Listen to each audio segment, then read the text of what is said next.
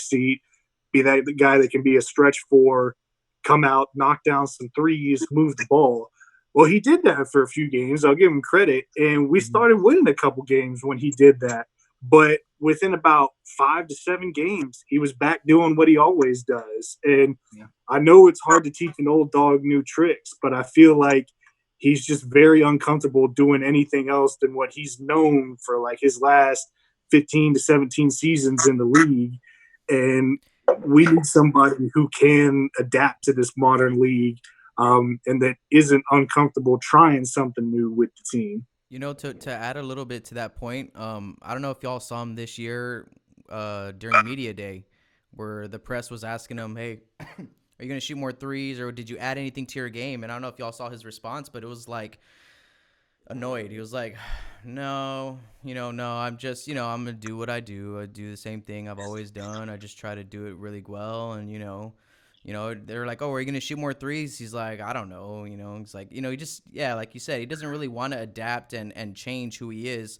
Because I mean, and to give him a little bit of credit, I mean, he's very good at doing what he does, and he's one of the best in the league at doing what he does. But the value of it, I think, is depreciating, in the style of Yeah. basketball that we're seeing today. So it's up to him to adapt. Either he is or he's not. And I think if he was gonna adapt, there's still a place for him in this league for another 6 7 years.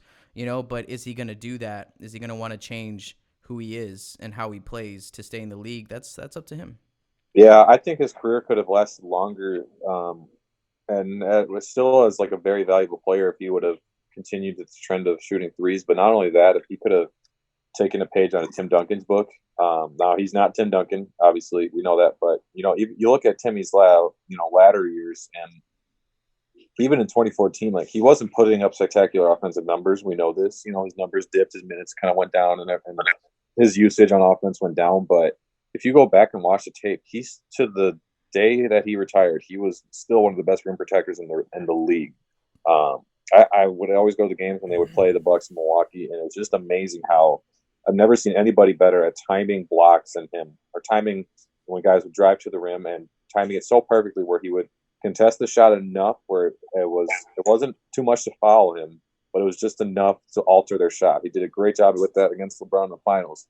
But to go back to Lamarcus Aldridge, if he could have been that more of a defensive anchor for us, like a 3-point specialist, maybe not specialist, but a 3-point shooter on offense, we keep that spacing, and defensively, he was kind of our anchor.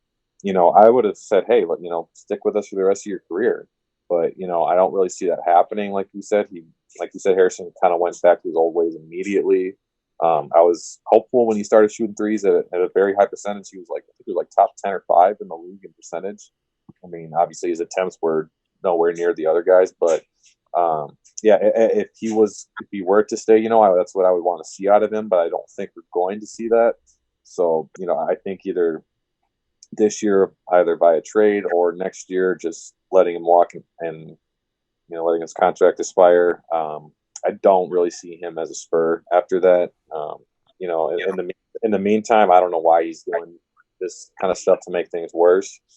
But I digress. Well, and I can tell you, I think what's going to be very telling is what we do with Jakob Poeltl in free agency. Obviously, I think we're going to try to re-sign him. If we re-sign him, I can all but guarantee that Aldridge is going to be gone after this season because, and Rob, we'll probably break this down some when we break down some film, but one of the stark contrasts between the 2014 team and this team, we got similar pieces. You look, Jakob Poeltl is very similar to Tiago Splitter. But the thing is, the way that Lamarcus plays and where he plays on the court, you cannot play those two guys together. That's just going to clog the paint, and you can't play that style of basketball anymore in this league. It just won't work. And, people want to know why Trey Lyles is starting at center so much. I mean, Trey Lyles is a small forward, power forward. He's not a center, but he's athletic enough to at least attempt to do it. He's strong enough to do it, and he's not afraid to, hit the three or drive from the perimeter. Jakob can't do that, and we don't expect him to do that. But when Lamarcus is in there with Jakob, it just stagnates defensively and offensively. So the rotations are thrown all out of whack when you have both of those guys. And I think looking at going forward, a lot of people say we found our center of the future in Jakob, and I think if he comes back, you got to find somebody who can work with him from the outside. And I think that's what we did in this past draft with Samanich. That's a guy who's going to be, in my opinion, I think he's going to be much better than Trey Lyles is right now. It's not a shot to Trey; he's very good, but I think he just meshes much better, and Aldridge would be much better suited with a different style of team. Man, you put Luca with Jakob, and if we can vision past, Luca's inconsistencies on defense. Let's say he improves those over a year, and we get Jakob and Luca playing together along the floor. I mean, y'all seen Luca's athleticism? Like, holy cow, man, this guy is a monster. And if he ever does develop that sense of timing at this level, him and Jakob on defense, Jesus. Yeah, and like going back to 2014, Diaw was a good on-ball defender in terms of like moving his feet.